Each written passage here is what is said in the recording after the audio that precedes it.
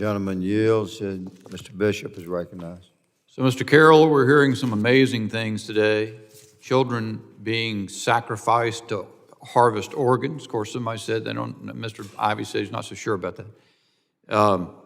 You got the amazing 8-year-old with sexually transmitted diseases, 12-year-old, 9 months pregnant.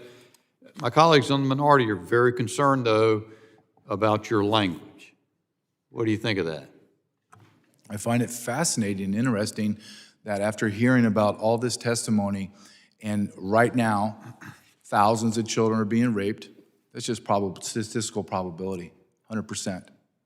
Children are being murdered, and I'm going to quote President Trump when he said, a lot of these children are already dead, end quote. What I find fascinating is all of this that we got to talk about, all this tragedy that we're dealing with. And we want to talk about what I said about Speaker Johnson in a podcast that I don't even remember. I think maybe it goes back to the congressman. Would he like to ask me a question that has any relevance to helping secure these children? And then you go back further, sir. The reason why we are in this position is because we destroyed the border, not just the southern border, the northern border, and both coastlines.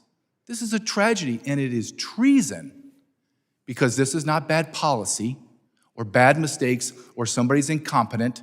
This is intentional. So when you do intentional acts against your nation, that is treason.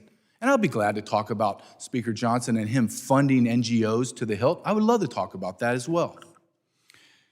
Ms. Hopper, I sat in another briefing on this subject, and one of the witnesses there, a libertarian guy, as I recall, sort of said, these people that have all gone off grid, the people that ORR can't contact, that it's not, there's no problem.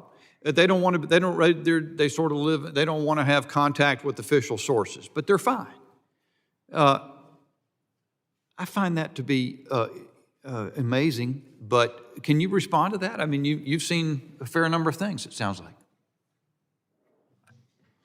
So if American citizens can't deflect from agencies like CPS and just respond and say, oh, these children are fine, you don't need to do a home check or foster care checks or welfare checks on American citizens, and you don't take American citizens' words that the children are fine, why would you take the word of a sponsor who you don't know, don't have accurate background records, and if they are an illegal migrant, many background checks haven't been done on them. So we are handing kids over to known MS-13 members and known pedophiles. So I'm sorry, I'm not willing to take someone's word that the child is okay. Isn't that unbelievable callous indifference to take the position that these people are just, not wanting to be in touch with authorities? Isn't that a horrific disregard of human beings that are being abused and suffering? Would you agree?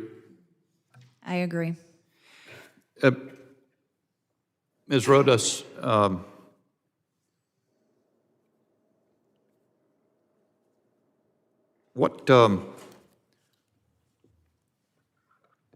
Mr. Correa, I believe, just made the point that the United States is already I think he said, the leading location of sex trafficking in the United States. We've been having whatever resources are in law enforcement already sorely tested. What will happen to the American children that might be rescued from sex trafficking if our already overtaxed, overburdened law enforcement resources have to bear this additional immense burden? What's going to aren't they all going to suffer? All the children who would benefit from those services if you just have more and more of them, unless we can pay more and more. How much would it cost? How many trillions of dollars would it cost to stop this entirely?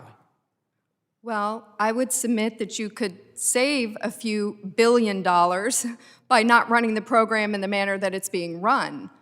I'm very unclear as to why we're luring children to the United States to be the white glove delivery system of these children to known MS-13, 18th Street Gang, Russian Balkan crime syndicates, and other unsavory characters. We've known since February of 2021 when DHS whistleblower Aaron Stevenson came forward. We've known since 2015 when DHS whistleblower Jason Piccolo came forward.